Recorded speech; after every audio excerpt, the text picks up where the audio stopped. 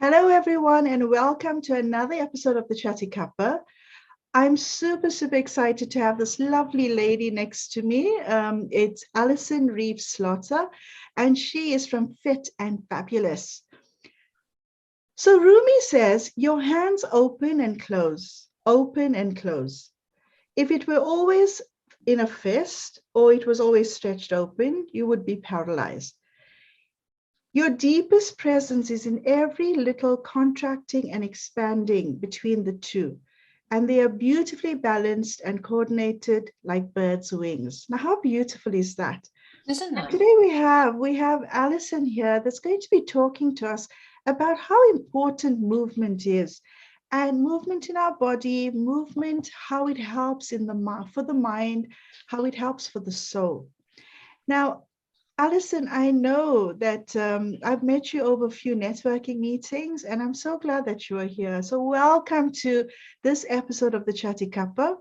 I always love to speak about the mindset hacks that other people use, and everybody has a story. Alluson, welcome, and we look forward to hearing more about you and your business. Thank you, Narasha. It's absolutely lovely to be here. Thank you. So Alluson, tell us a little bit about yourself, your background, a little bit about your story. Well, initially I was a swimmer when I was very young and absolutely loved it, competitive swimmer. And when I got better to a higher standard, we had to do land training, we did land training. And actually I realized the difference land training made to my swimming. So I think really, without even knowing it, that's when my business was born, when I was about 13. And I really just carried it on. I've been doing it ever since. And did you actually do swimming on a competitive level? Yeah. I was I swam with Surrey and for Surrey, and I swam in Holland, Germany, and Belgium. And what was your specialist? Was it like a sprint swimming or long distance swimming? What was it? No, it's mainly 1 and 200 breaststroke and individual medley. Oh, fantastic. And so this, you've always had this in your heart, in your soul, where, movement was a huge thing. And then I know that now you do Pilates and you teach others about Pilates. I've had a few classes of Pilates many years ago, and I really enjoyed it. Now, I know that movement is so important because if you think about it, our body is made up of mostly water. Up to 86% of water, that our lungs capacity is about 86% water. Now we know, like a river that's stagnant, it starts to grow, become murky, it starts to breed bacteria and so on. Now the same thing happens with our body. If we are still for too long, we end up getting stiff. People that don't move a lot, they end up breeding illnesses in the body. Now, you must have come across so many people that come to you to start Pilates sessions, and I guess a lot of them had issues before with their health. Yes, some have, some haven't. Quite often it's a lot of back issues. And one of my regular clients recently came for a PT session, and she said her back was really sore, it's really achy, she didn't know what she'd done. I said, well, let's not do PT, let's do Pilates. And we did a Pilates session, and she walked out of there so much better because she was just moving it gently and controlled and doing some light stretching, and it made a difference. I can imagine. You know what? I do yoga, and I attempt to do it at least 5 times a week. And I do have an instructor to help me with that. How is Pilates different to other class-based exercises? Like yoga, and you have all these, you go to the gym and there's like 101 different classes. How is Pilates different? The Pilates that I do is mat-based. So the idea of it is you mobilize the area, you then strengthen those muscles, and then you stretch them. So you mobilize the joints, strengthen the muscles, then stretch the muscles you've been using. So it's like a whole body approach. I don't know that much about yoga, so I can't say how it differs that much from yoga, and there's different types of yoga as well. No, that's really and what I love about Pilates, you also have these gentle movements, isn't it? And it's not how aggressive you are in an exercise, but it's how fluid and how, so sometimes some people with the body makeup, they need gentle exercises. And also according to your age and things like that. And sometimes, when we were younger, we would go to the gym and run 5Ks on the treadmill. But as you grow, as you get wiser and older, you'd find that the muscles don't work the same. And I know that you've attracted your own fellowship and fellowship as Fit and Fabulous. And why did you see yourself being attracted to this field of exercise? You were a swimmer before. Why did you get yourself attracted to this? Because it complements everything else that I do. Your core is literally at the core of everything you do. Your movements, everything, every time you move, it comes from your core. So if you have a strong core, anything else, any other sport, any exercise you do it from a better place. Oh, that's fantastic. And when you say the core, and I know sometimes some people say, where is the core? What is the core? Could you very roughly show us, just give us a little bit of the core muscles are from the shoulder girdle to the hip girdle. That's the core muscles. And it's the deep muscles that we're concerned with more in Pilates. So it's the ones that you don't tend to work knowingly at the gym. It's the muscles underneath, the deeper muscles. Okay. What I love about exercising is when there's some form of fun in it, when it doesn't become monotonous and doesn't become like one of those, I hate going to the gym. I put my hand on my heart because I love exercising with other people. And I know that in your Zoom classes, you do Zoom classes and you do face-to-face. I can imagine the energy in your classes. It must be really energetic, and everybody, seeps onto other people's energies as such. Do you find the same happening in your classes? Yes, it is. In a way, you don't want too much high energy because obviously it's very slow. There's lots of principles of Pilates, and one of them is flowing. So the movements flow. So there's no natural beginning or end to the movement. So it's a continuously slow moving process. But it's really about understanding what everybody is doing, how they were doing it, and are they doing it to their best level. So quite often, some of the people I've been teaching my classes, I've been teaching them for 17 years. Wow. So I sit on there, do sort of 4, 5, sometimes 6 classes a week. So I need to keep everything fresh so they're not doing the same thing as they've been doing 17 years ago. And I guess it's all up to date, getting your skills up to date and just making it different and fun. Now, I know that our bodies, people refer to it as a machine, people refer to it as a temple, and our body is a machine that needs caring. It needs to be oiled like how a normal machine needs to be taken care of. And it needs to be, when there's a problem, it needs to be fixed immediately. Otherwise, it can get worse. Now, how does Pilates, firstly, I think I'm going to break it up into 2 things. How does Pilates help the body, firstly? Mm-hmm. And then we'll go on to how does Pilates help the mind? How does it help the body? It helps the body in so many ways. If you think coming from your spine, wrapping around you like a corset, you have your transverse abdominis, which is your deepest abdominal muscles. They're the muscles that help support you. The stronger they are, the better they support you. Because going back to the body's like a machine, so many people spend more time and effort on their cars than they do on themselves.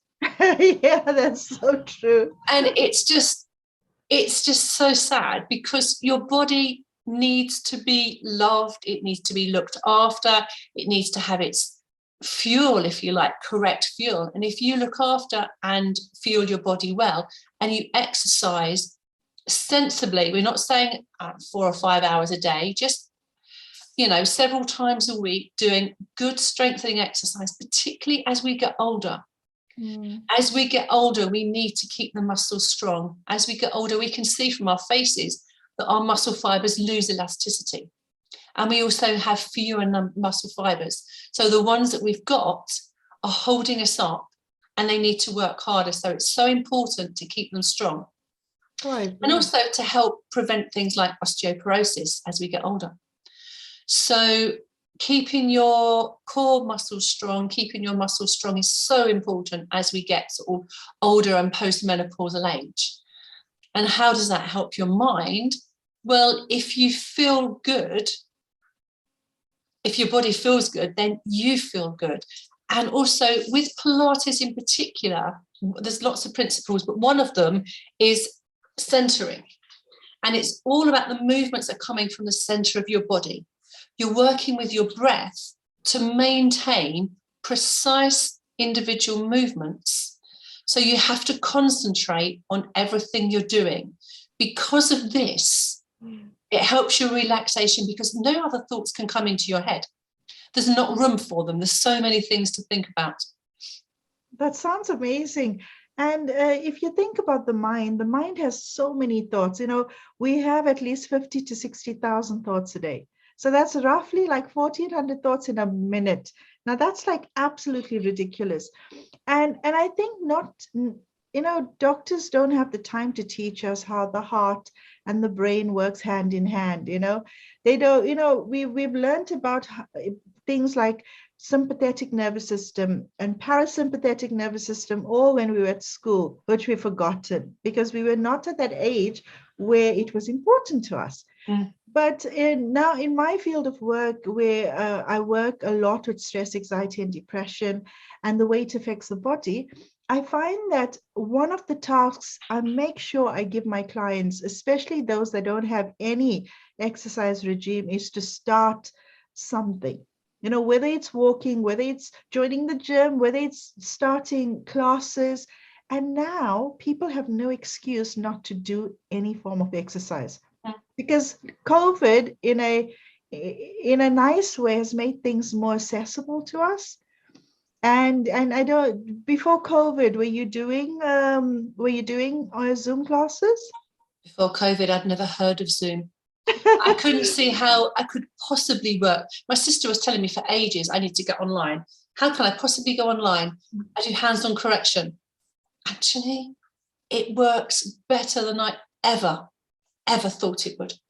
Where's your furthest client? Norway, Wow. Germany, Really? Newcastle, Spain, Switzerland. That is amazing. And So, yeah. Whereas you before, have never ever got in touch with people from other countries. no. And what's nice is I have groups of sisters or groups of family that come in the same classes because they can. Wow. And friends that we can't work out together normally, but now we're on Zoom, they can. And guess what? They don't even need to leave their lounge.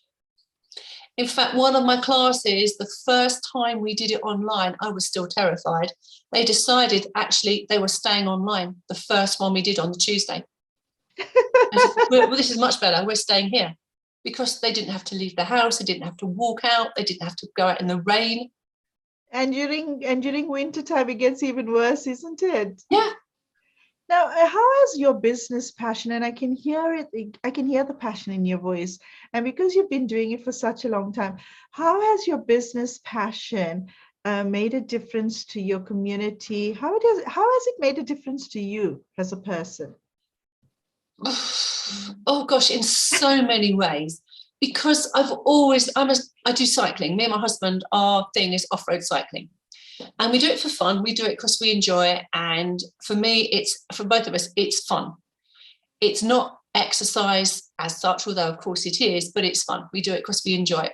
And I know recently you went away to the woods or the forest to go and take a few weeks off, isn't it? Yeah, we had 5 days cycling around the New Forest, which is the best.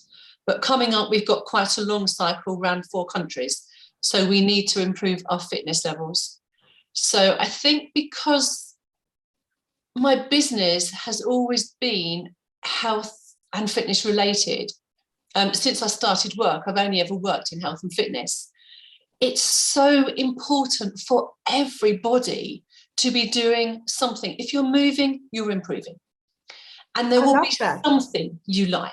Whatever it is, there will be some kind of exercise that suits everybody. And so it has made a difference. Obviously, you grew your business up from just a classroom, hands, physical people coming to you, and then now you're working with people from, globally. And so it has made such a huge difference to your community. And do you have like a Facebook group or LinkedIn group or Instagram group that people can actually get onto, and where you share your wisdom on Pilates there? I have a Facebook group. I have a YouTube channel. Fantastic. So yeah, people can have a look through both of those, and they can find what I've been doing. Oh, that is awesome. And what are your three greatest tips for people that want to become fitter, that haven't started? And I'm talking to people maybe around 40, that do very little exercise because of work pressure, family pressure, and the list can go on. What is your three greatest tips for people to start becoming fitter and taking care of their bodies? Love yourself. Find your fire. What works for you? What gets you fired up? What makes you want to go and do it? And get outside. I love the one, what fires you up, because a lot of the time we are so inundated with life, and we find it hard to separate, daily living to including things like exercise, yoga, meditation. I do quite a lot of meditation and breath healing with my clients. And I find that people say, gosh, why didn't I start this sooner? I couldn't find time. And I always tell people, you know what? We all have 24 hours in the day.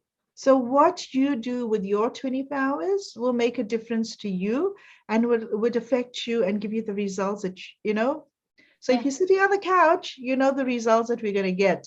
Or if you're going outside, and I love that one of your tips is to get outside, because nothing is better than nature, and because nature actually helps to balance your heart chakra. And for me, I think one of the nicest things I enjoy doing purely for me is to walk. But for me, it has to be on my own, and it has to be early morning. Because describe it. Close your eyes and tell me what does that feel like? Oh, I'm just walking. It's nicer if it's a bit sunny, but if you're wrapped up warm, it's nice. You can feel the fresh air, I can hear the birds. And I'm lucky I live on the North Downs, so I can hear everything. We have an aerodrome, and I can just walk up to there. I can walk once round, and I can see the planes going overhead. If it's blue sky, I can hear the birds. There's people around with dogs, and they're sort of doing strange things. I love watching the dogs. And I can see all the shapes in the clouds. I can feel the warmth of the sun sometimes. And it's just me and my own head. Sometimes I have a podcast on, but actually I quite like to hear everything that's going on. And I do an hour, and by the time I get back, it's like, okay, shower and start the day. And it feels that, to me, for myself, is a perfect start to the day. I was just about to ask you, what inspires you to get out of bed? And it seems like your walk does it. But tell me, what? You described something that's absolutely beautiful. I live in Milton Keynes, and we have lots of lakes here, lots of woods. And I love walking through the woods. And during the whole of lockdown, we did that every day, an hour out there. And it just gives you a different perspective to life. And having that silence and having that feeling of just walking by yourself, it's such a beautiful, independent process that goes on up here. But what actually, besides your walking, what actually inspires you to get out of bed every morning? When people leave my classes, they feel better than when they start. So I like to make people feel better. And if somebody does say, oh, actually, I feel a bit of, I don't know, stiffness here, then we can perhaps do a bit more on whatever it is that issue is. Or I can probably say, well, have you tried X, Y, and Z? This can help. So it's not just come into a class and go, come into a class. How are you? How was your weekend? You have a chat. There's a bit of social, which is nice. And then it's just like, how is everybody?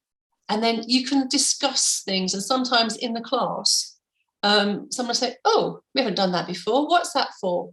Oh, that's for this. Oh, I don't like it. Okay, well, try this one. You can do it this way round. So there's always another way of doing something.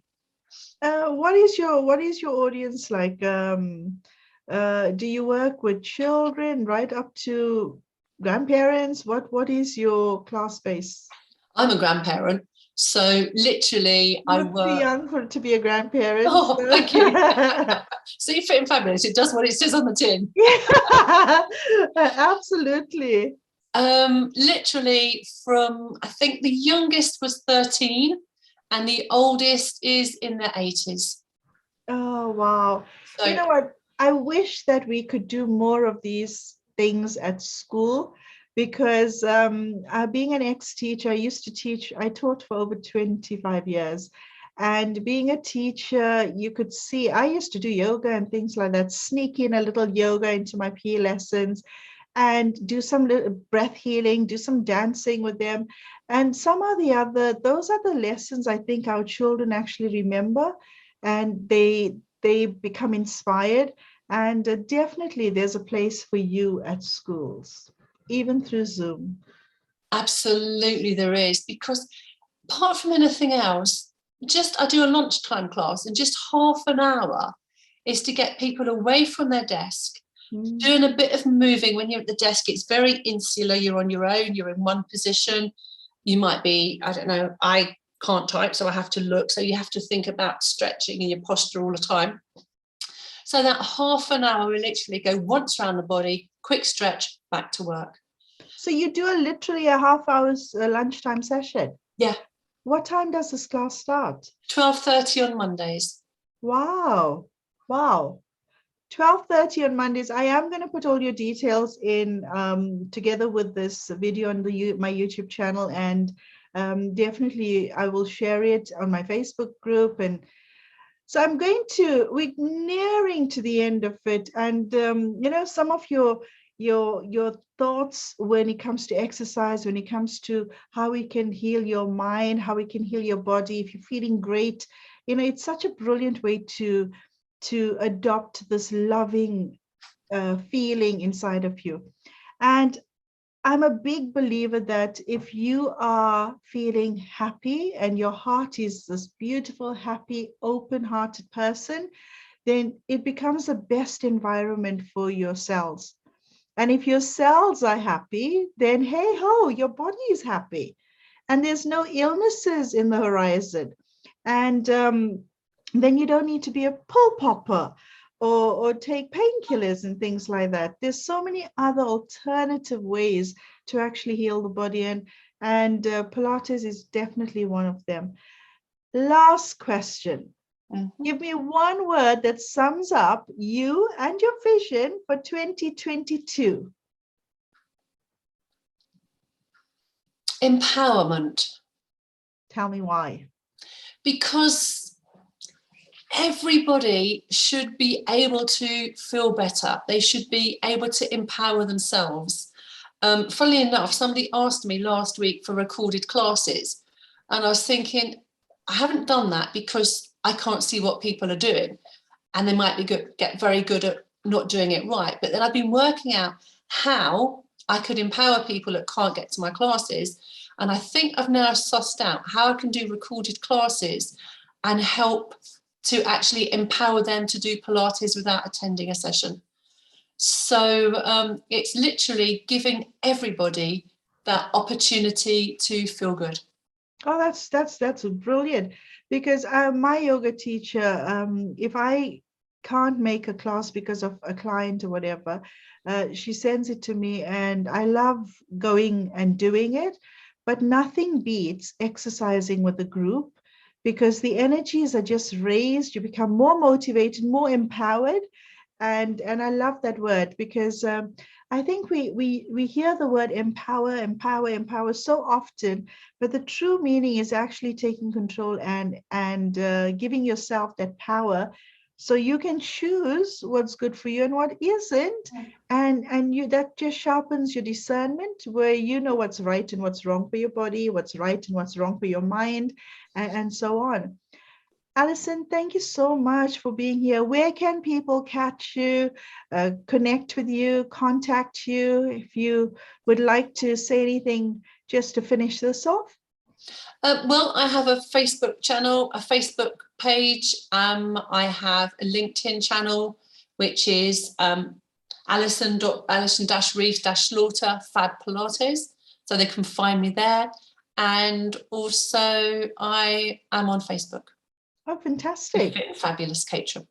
Fantastic. Fit and fabulous. Mm-hmm. Well, guys, thank you so much. Alluson, again, thank you so much for coming on. It was an absolute pleasure just chatting with you. And I know I would love to see what collaborative work we can do in the future. And like this, like the Chatty Cup is all about rewiring and inspiring to actually spark that inner fire inside of us. So if remember that your mindset is actually your wealth. So if you've got a healthy mindset and a healthy body, that is true wealth. And lots of love. Be blessed always. Remember what my mama says, have an open heart and an open mind. And that is the key to health, wealth, and success. Oh. Lots of love. Bye. Oh, thank you so much for having me. It's an absolute pleasure.